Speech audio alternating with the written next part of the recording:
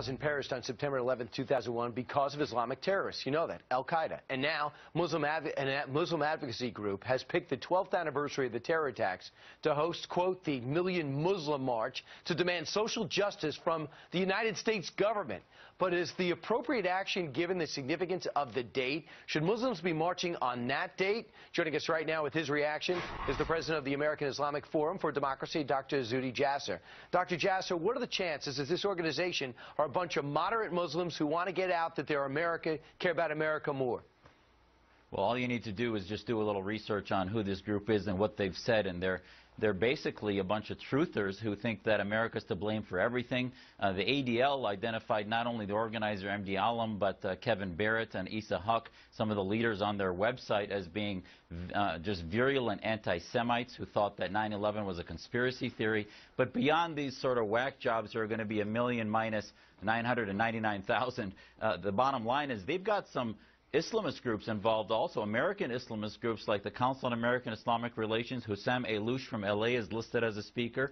Mehdi Bray with the Muslim American Society, identified by the Chicago Tribune as sort of the central nervous system of the Brotherhood in America, is also posted as being a speaker. So, you know, these guys are problematic, and they're trying to exploit 9/11. If they were truly patriotic Americans and moderates, they'd be marching on the courthouse steps of the Fort Hood trial that's happening this week to tell Americans that we want the death penalty for Nidal Hasan rather than this circus that they're doing and exploiting the murders and the horrific acts of 9/11. And you wouldn't need 1 million Muslims to do that. Just 10 would probably do the job. That would help.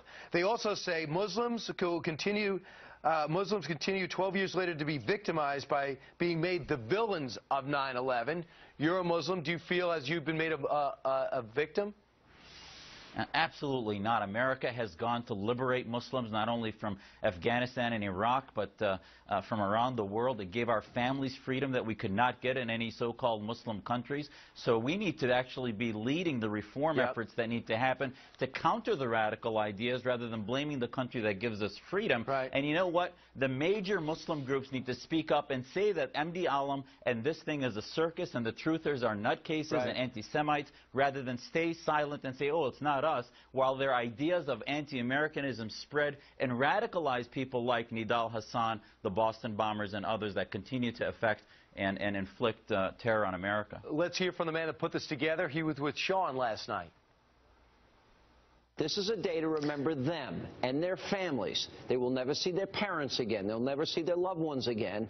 And you want to make this day, of all days, radical Islamists who are responsible for this attack, you want to make this a day about bigotry against Muslims. No, not really. We are standing this day to show Americans that we Muslims, we denounce terrorism, and we want to stand with the solidarity denouncing that heroic effect. That's not what your statement says at all. So, I mean, who is this guy, Dr. Jasser?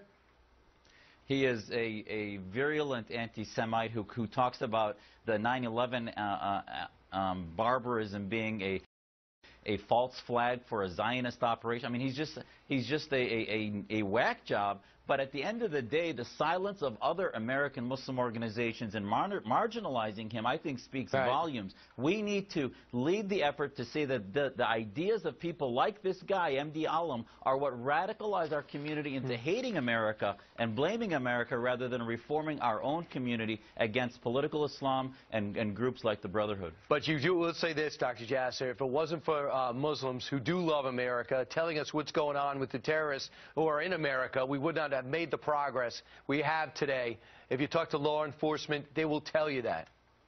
Absolutely. We are at the head of the spear. You can't fight radical Islam without moderate Muslims that believe in the American experiment. That's why we formed our American Islamic Forum for Democracy. We have a coalition of groups that are against the Brotherhood at the American Islamic Leadership Coalition. That's the only way. We are one of the greatest assets for that fight.